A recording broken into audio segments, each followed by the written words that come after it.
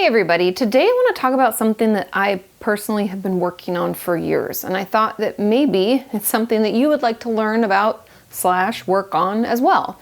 And what I'm talking about are the benefits and costs of being an empathic badass and how we can show people compassion without getting sucked completely into their feelings. And if you don't know what I'm talking about, being empathic means that we can sense what other people are feeling and understand them as if we're having them ourselves. However, I think to understand empathy, we have to first differentiate it from sympathy.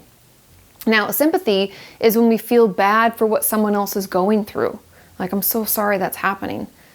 But empathy is when we experience it with them, like we know personally how it feels.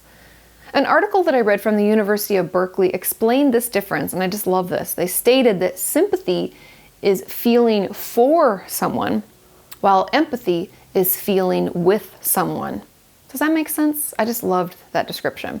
And I think sympathy is more of an external way to support someone going through something that sucks, while empathy puts you right there with them.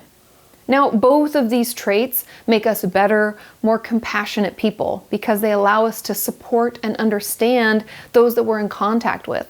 However, as someone who can, at times, feel other people's pain like deep into my gut, and I feel personally upset by it, there are limits to how much empathy is healthy. And one of the main pitfalls of being an empathic person, or an empathic badass, is prioritizing other people's feelings over our own. When we put someone else's well-being before ours, we can tie ourselves to them and their experience. And in essence, it destroys our emotional independence. How they feel is how we feel. And at a point, it can seem like we don't have any choice in it. I know that sounds dramatic, but by worrying so much about how someone else feels, we don't leave much room for ourselves. We can be so fixated on making them feel better or trying to act in a certain way that will make things easier for them that we forget who we are or what we want, and we don't put any energy into our own well-being. And the person that we're fixated on or empathically connected to isn't going to be able to tell us to stop doing this or pull us out. In fact, they may not even know this is happening. Only we can make the decision to remove ourselves enough so that we can exist and feel independently from them. Sure, there will be times when we need to put ourselves in someone else's shoes so that we can understand why a situation turned out the way it did, but we shouldn't be doing this constantly. Okay, so here comes the hard part, and something that I am regularly trying to do.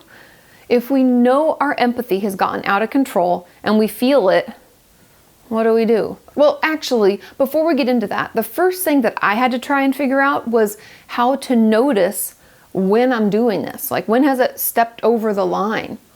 And for me, it was realizing when I feel like shit, which, I'm going to be honest, it wasn't that difficult. But then seeing if I could come up with a reason behind that feeling.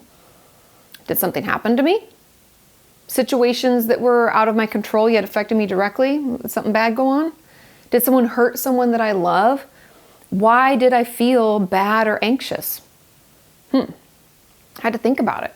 Sometimes I could easily identify the trigger or the situation, right? But other times it was like broader than that. Like, I had a stressful week, or 2020 just got me down.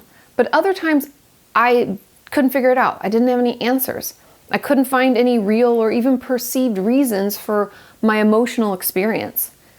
And the absence of a reason was all the proof I needed that I had fallen into an empathy trap. So that's really the first tip, to start checking yourself and the stories behind your emotions. But next is to learn how to use your gift for empathy on yourself. Yay, remember you're important too. When you want to reach out and feel with someone else, because I can feel kind of pulled, can we instead take a beat and check in? Maybe there's something that I need, or an issue that I should give myself time to consider and process. For me, this is the more difficult part because my judgmental mind wants to tell me that by even doing that, I'm being selfish. And if I'm being honest, the only thing that's helped me push through that judgment is to remind myself that I'm no good to anyone if I'm not good to myself first. The whole you can't pour from an empty pitcher, which the therapist in me realizes that thought process only fuels the empathic monster more, because in order to help myself, I have to consider other people first. It's hard. It's tricky. I'll be honest. But so another thing, except for that helps me is to acknowledge that me getting whipped up into a state by someone else's experience doesn't actually do anyone good, and it only ruins my days. So that kind of helps. And then I do my best to try and do things to take care of my own needs. Because those of us who struggle with this are often exhausted and emotionally worn out all the time.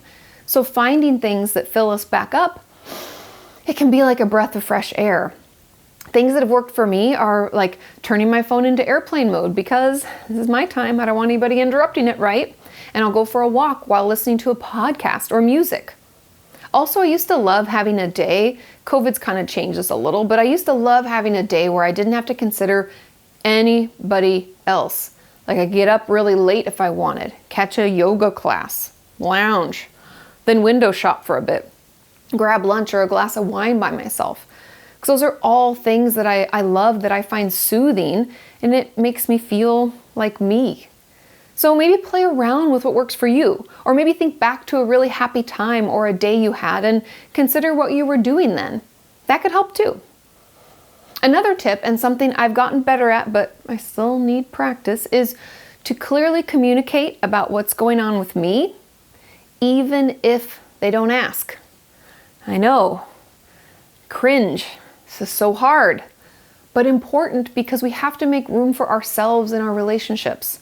And I'll be honest, if you have people in your life who don't ask you how you are, or let you talk without like cutting you off and talking about themselves, you may want to reconsider staying in that relationship. Even though we're at home all the time now, at the end of the day, I'll ask Sean how his day was, and then tell him. Although he almost always asks, I'll tell him how my day was. And it may seem silly or overly simplistic, but it's a great practice to just start talking about ourselves, how we feel, and what's going on for us. Journaling is another option for this, since it's a great way to express how you're feeling and what's happening, even if you don't live with someone, or don't live with someone that you feel like you can talk with every day. So figure out what works best for you and give it a try. And finally, I'm sure you knew this was coming. I did when my therapist brought it up. But that is setting boundaries. This can be hard, but a great example of doing this is, let's say I filmed a video today. I'm doing it right now, right? I've done a lot of research on another one that I'm preparing, and by the end of the day, I'm wiped.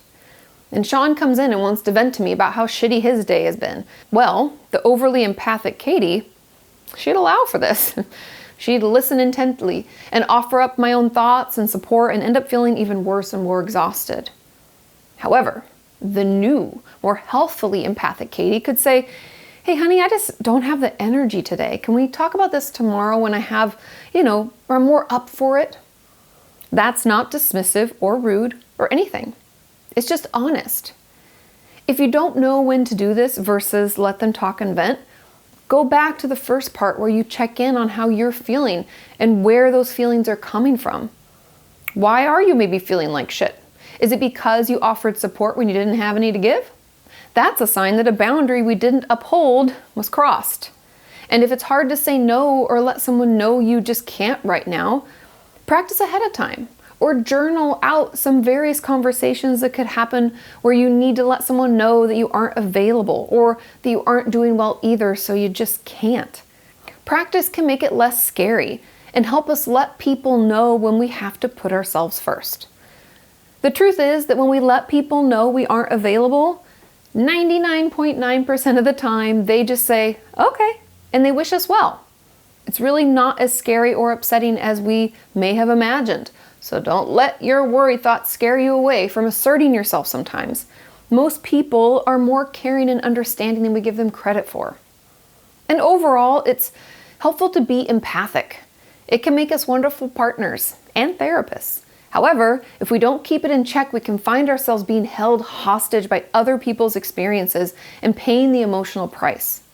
So check in, recognize when it's happening, and do your best to take care of yourself first. And also communicate your needs and let them know when you just can't today. That's what helped me, at least. But I want to hear from you. Do you struggle with this? How have you overcome it? What other tips could be helpful to someone who's still struggling, like me?